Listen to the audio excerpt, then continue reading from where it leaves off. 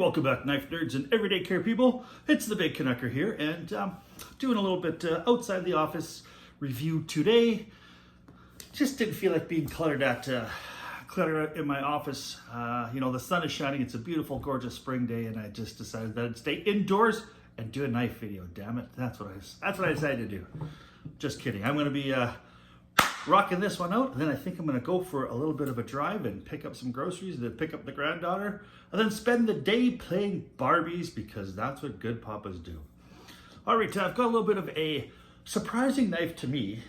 Picked this up a little while ago, and pre-owned, and man, oh man, it's been a really, really surprising knife.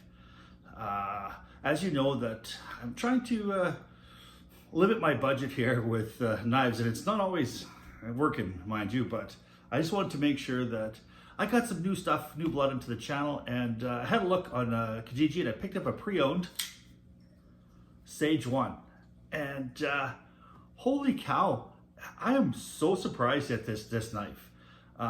Looking at the specs on it, I mean, it's very, very similar to the Spyderco Delica that I brought into the channel here not too long ago, the stainless steel. And I was like, you know what? Yes, it's, this type of, this is a real Hall of Fame knife, I think, for EDC land. People love the Spyderco Delica. I decided, well, I had to bring one in and try it out. And you know what? I wasn't disappointed on this Spyderco Delica. I mean, I wasn't absolutely blown away, but I wasn't surprised that it is such a beloved knife. And then I brought in this Sage thinking I have the kind of the same idea, but because you can see they're very, very similar in size. They're very, very similar in blade length, but the ergonomics on this Sage 1 are amazing. I mean, this is a small knife, and it feels like a small knife, other than it's a little bit hefty because it is the stainless steel version. But when you put this Sage in your hand, it is ergonomically amazing, and it is really, really handy, and it acts like a much bigger knife. Extremely light, fully flat ground blade, leaf-shaped blade, but the ergonomics are just unbelievable. And I thought I will show this here too as well. The other one that a lot of people want to see the size of it's a PM2 right here. And you can see that the PM2 is a much larger knife, but I mean, I certainly wasn't disappointed in this Sage. This is a real, I think almost the standard of everyday carry is the paramilitary 2. If you're a Spyderco guy, a PM2 in your pocket, and you can never go wrong with that. But this Sage 1 is, I think, an amazing, amazing knife for the size. I would have no problems, I think, carrying out 99.9% of the tasks that I ask a knife to do with this particular knife. The Sage lineup, the entire lineup, was just basically designed to mimic, mimic. The Sage 1 here is an homage to the liner lock of Michael Walker's designed. So now the other Sages along the way too as well, they're going to be designed and built paying homage to other great knife makers and other great knife innovations. Now there's a titanium Sage 2, I think it is, with a titanium frame lock on it that pays homage to Chris Reeves. It is Reeves integral lock. There's a back lock version with a dual, I think that's the Sage 4, and it's got like a dual different type of material on the back, and it's, the whole lineup is just there to pay homage to great knife designers and industry throughout the last 30 years. And they did a wonderful job with this. I am absolutely blown away by whoever designed this knife.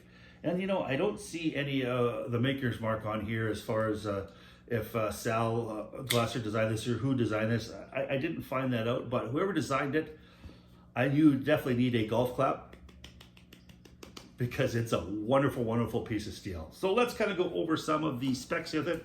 So the overall length is 7.125 inches long, so just a smidge over 7 inches.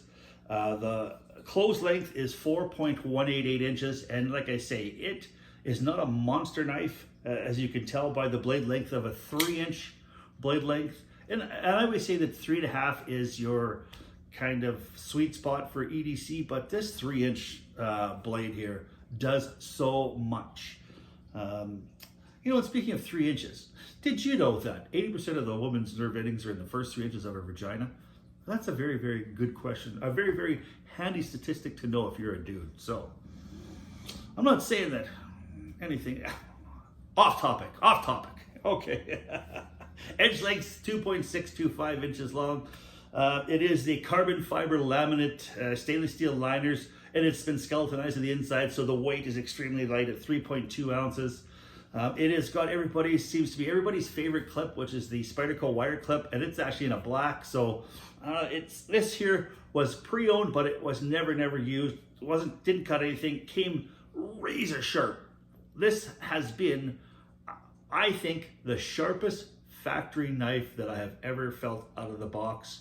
The folks at the Tai Chung plant are killing it when it comes to sharpening their blades. So, like I said, she was made in Tai Chung, and it is an S30V blade with a fully flat ground.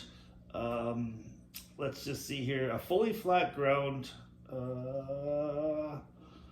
3mm blade, and it is of course the Spyderco leaf shape with the Spyderco round hole opening, which allows you to thumb flick it. You know what? You can do the old spider flick. It's great for that, and of course it is smooth as butter right out of the box. So you've got the smooth opening. There's some jimping along the back, and there is a nice 50-50 choil, which I think gives you so much control. Fine tip control. This is wonderful. I mean, and then of course, a lot of people, it's got the G10 laminate scales with the carbon fiber overlayered G10 laminate scales. A lot of people hate that.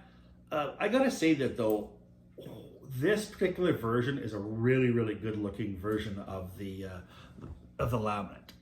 They did a really, really good job on this. And you can see that some of the laminate doesn't look very deep. And I think when you look at carbon fiber, knowing that there's G10 underneath maybe spoils it for some people. It doesn't for me if it's done well. I'd say the Gail Bradley 2 is a version that's done really, really well. The Smock carbon fiber laminate isn't done as well, but when it's done well, you can see kind of a deepness in the laminate. I'm not sure if anybody knows what I'm picking up, what I'm laying down there, but that's the way it just seems to me. If it's got a little bit of a deep richness to it, and that's how this Sage 1 feels. I am absolutely blown away by this knife, and this was something that I was originally just going to pick up and then just put on a knife chat group and just sell it and just move it out, but I think I might end up keeping one of this and sending somebody else something else down the road, because I can see myself carrying this for quite some time, and this almost being maybe even my gentleman's carry knife when I want to just not freak somebody out and I'm in a little bit nicer attire than a set of jeans. I'll use this. So the clip is just ambidextrous, left or right. It is tip up carry. There is no tip down carry. And I suppose the other big knock that I find on this is the fact that there's no lanyard hole. And I as you can see, I love having lanyard holes because I love putting my leather lanyard on there. And I think the only way to possibly do it is, because it does have that flow through design, I might be able to put one off on that top standoff, and if I can kind of maybe glue it together so it just wraps around that standoff, then I shouldn't have any issues with the blade hitting into the leather on the standoff and cutting it. Well, we'll find out if I can, but I would love to put a lanyard on here. But I mean, other than that, ergonomically, what a wonderful knife. Maybe another possible knock on this knife is the fact that this 50-50 choil has got such a nice, but it's got kind of a little protrusion that sticks out there. Some people may find that it'll get in the way. I haven't. I mean, I suppose, I guess if you're doing kind of a draw cut, then this might protrude a little bit too much and hit whatever you're cutting. I think all you have to do is really tip it over, but by tipping it over, you're just going to use the first part of your blade. on a long draw cut, you're not going to be able to use, I guess, the full edge of the blade, because this might just protrude just a little bit too much. So not a 100% perfect knife, but pretty damn close, and something that I would recommend. Now, this is discontinued according to the Spyderco website. MSRP on it was $225. Street price, I do believe, was high 170, 180 or so, and that's, I guess American too as well. If you can find these pre-owned or some new old stock, I think this is something that you definitely want to pick up and definitely put in your pocket, and definitely I would recommend this 100%. Now, I'm going to give this knife probably on a scale of 1 to 10, I'm going to give this, man, she's a 9. 9 out of 10. The only knock I'm going to give is perhaps this and the fact that there's no lanyard hole for me. Otherwise, damn it, she is pretty damn perfect. I love this thing. All right, so, well, I appreciate you guys stopping by, saying hello, checking out this Sage. If you like what you saw, don't forget to give me a thumbs up as well as subscribe.